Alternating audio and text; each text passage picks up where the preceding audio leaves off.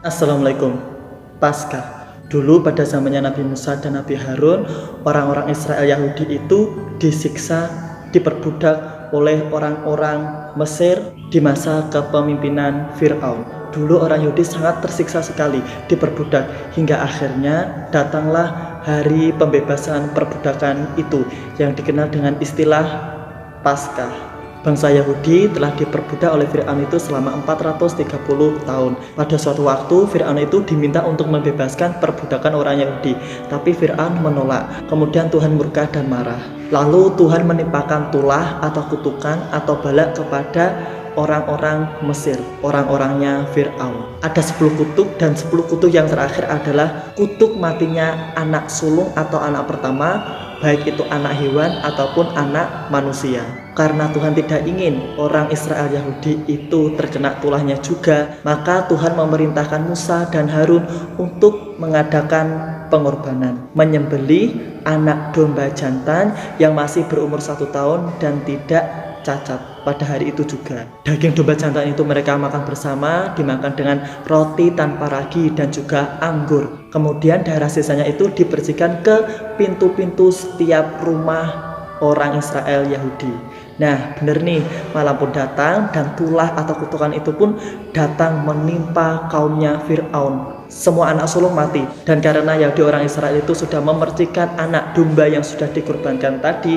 maka rumah mereka pun dilewati saja oleh kutuk itu, tidak terkena kutuk. Anak-anak sulung mereka pun terselamatkan. Setelah itu Musa dan Harun menuntun Yahudi Israel untuk keluar dari perbudakan Fir'aun. Untuk memperingati pembebasan mereka dari perbudakan Fir'aun, maka orang Yahudi merayakan yang namanya Paskah. Paskah sendiri berasal dari bahasa Yunani Pascha, dan Paskah ini diserap dari bahasa Ibrani Pesach, dan diserap lagi ke bahasa Inggris menjadi Passover. Di Indonesia dikenal dengan istilah Paskah. Cerita Paskah orang Yahudi stop sampai di sini. Tapi untuk orang Kristen ada tambahan yang ada di Perjanjian Baru.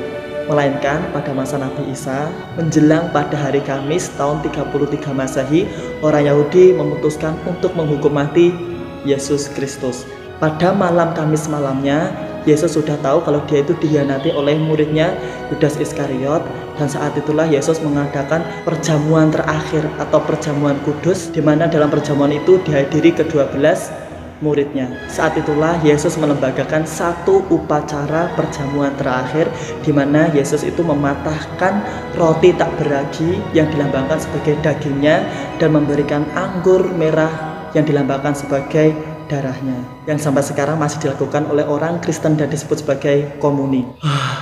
Kemudian pada hari Jumatnya terjadilah eksekusi penyaliban Yesus Kristus, di mana Yesus Kristus itu mati pada siang hari sekitar pukul 3 di Bukit Golgota atau Bukit Kesengsaraan. Kematian Yesus Kristus itu bertepatan dengan hari Paskahnya orang Yahudi di hari Jumat, dan orang Kristen menyebutnya sebagai Jumat Agung. Yesus mati bertepatan dengan hari Paskahnya orang Yahudi itu sebenarnya bukan sebuah kebetulan, melainkan sudah menjadi salah satu rencana Tuhan. Paskah Yahudi dan juga kematian Yesus Kristus itu sangatlah penting untuk menarik perhatian orang-orang Yahudi, untuk mengabarkan kepada orang Yahudi bahwa dulu kamu pernah diselamatkan oleh anak domba jantan. Itu adalah perwujudan dari Yesus, di mana ketika tahun ini Yesus benar-benar mengorbankan tidak hanya melewati anak domba jantan, melainkan tubuhnya sendiri. Takut. Pada masa Nabi Musa, korban Paskah adalah domba jantan, sedangkan pada masa Yesus itu sendiri, korban Paskah adalah dirinya sendiri. Jika orang Yahudi merayakan Paskah untuk merayakan peringatan pembebasan orang-orang Yahudi pada masa Fir'aun, sedangkan orang Kristen itu merayakan Paskah dalam rangka pembebasan atas dosa-dosa warisan yang diwariskan oleh Nabi Adam dan telah ditebus oleh Yesus Kristus di kayu salib. Ada beberapa perbedaan antara Paskah Yahudi dengan Paskah Kristen. Paskah di Yahudi sering disebut Passover, sedangkan di Kristen Easter.